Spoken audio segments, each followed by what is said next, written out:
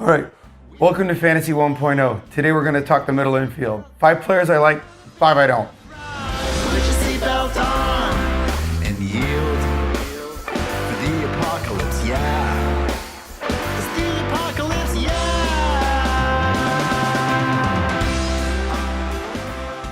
Okay, so start with Elvis Andrus. We're going to start with the 5 I don't. Now, I like this guy as a player, but he's going 54th overall at a pretty thin position, being shortstop. Problem I have with Elvis Andrus, he's projected to bat second in a pretty strong lineup. Don't have a problem with speed, his on-base percentage, batting average, anything like that. It's his power. He had 20 home runs and 80 RBIs last year. It's not going to happen this year.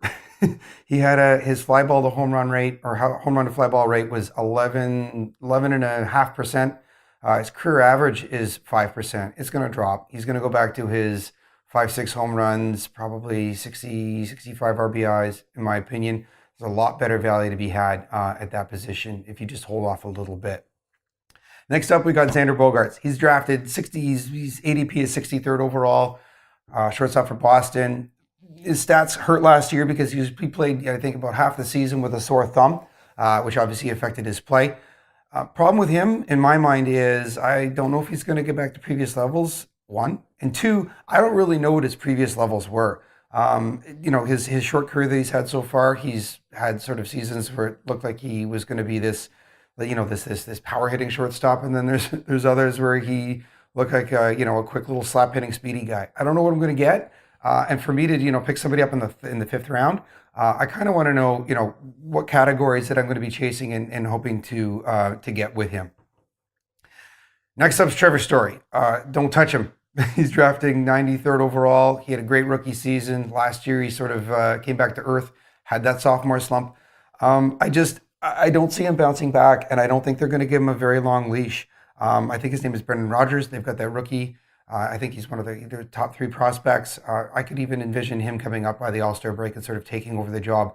Strikes out a lot, doesn't walk a lot. He has great power, but again, I don't know if it's sustainable for him.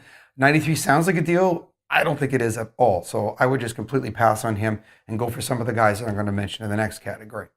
That moves me to Whit Merrifield, who I really like. He's 89th overall. He had a great year last year. I mean, he got up from AAA. I think he was 28, 29 last year. But he looked great. He had 19 home runs, 34 steals. Just a great power speed profile for a middle infielder.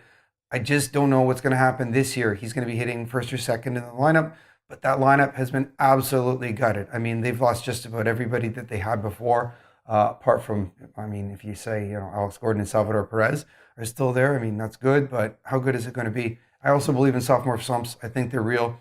I wish I would go after them, or I want to go after them, but I'm just not. I see what's going to happen, at least in my mind. Jonathon Schoop, native of Curacao, going 71st overall, second baseman for Baltimore. This is consistent with a lot of my player projections. Anyone that had a big jump in power last year and haven't shown it before, I don't necessarily believe in it. It just seems like power that, they're talking about a juice ball across the league. I don't know if that's true or not. One thing I do know is he hit a lot more home runs last year than he did the year before. So if I see regression, if if his home run total drops 25%, then there's no way I can draft him 71st overall. Which brings me to the players that I think are great. Now, by the way, when I'm talking about targeting them or avoiding them, it's respective to their average draft position. That's why I'm mentioning their average draft position. That's why when I jump into a guy like Trea Turner at 7th overall, you're going to say, well, of course you want him. But what I'm saying is I've got him projected to finish. I have him 3rd overall. I have Mike Trout, Jose Altuve, and then this guy. I want him on just about all of my teams, and he could be had 8th, 9th overall, it seems like right now. He could steal 50 to 60 bags. He's going to give you, he's got availability, position eligibility at both of the infield positions, and he's going to bat first or second for the Nationals. He's going to score 110 runs. He might steal 50 bases. He could hit 300, and he might hit 10 home runs. I mean, there's so much value there, and the fact that you could get him the probably last half of the first round, I think is amazing. Juan Moncada, he's going 165th overall. I think that, so he had an okay season last year with the White Sox. They don't have the best offense in the world, but people are already forgetting that he's really young, and he was one of the top prospects in the game for a number of years. he finds his way, he could be a top 3 second baseman. He could steal 30, 40 bases. He's still got some power. He's just got to be able to get his bat on the ball. And honestly, if I can get him in the mid to late rounds like that, even if he's like my second baseman, then that's fine with me. And I'm taking a risk on him. I'm going to have him in a lot of my leagues. I'm even going to reach for him a little bit. Jonathon Villar, terrible year last year. I think his ADP last year was like 30th or 40th or something like that because he stole a whole whack of bases. He hit well, and he also had a pretty good power profile.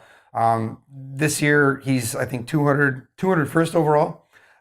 There's still some risk there, even though he's going so late in the rounds, and I think that's baked into his ADP. But the fact that the Brewers are just, there's too many cooks in the kitchen. I mean, they've got about 4 starting outfielders and 5 starting infielders. There's no room for anybody.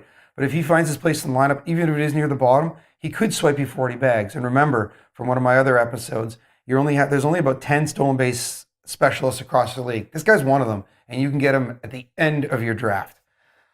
Jason Kipnis, hurt last year. He played about a half a season. He's projected about second on one of the better offenses, if not one of the best offenses in the American League. He's not that old. I think he's in his early 30s, top of mind. But one thing I do know is you're batting second in that lineup. You're going to be sitting pretty well. So he's not too far removed from his, let's say top 5, top 6 second base seasons. He could turn around and do it again next year, and he's going 215th overall. So he's going after VR.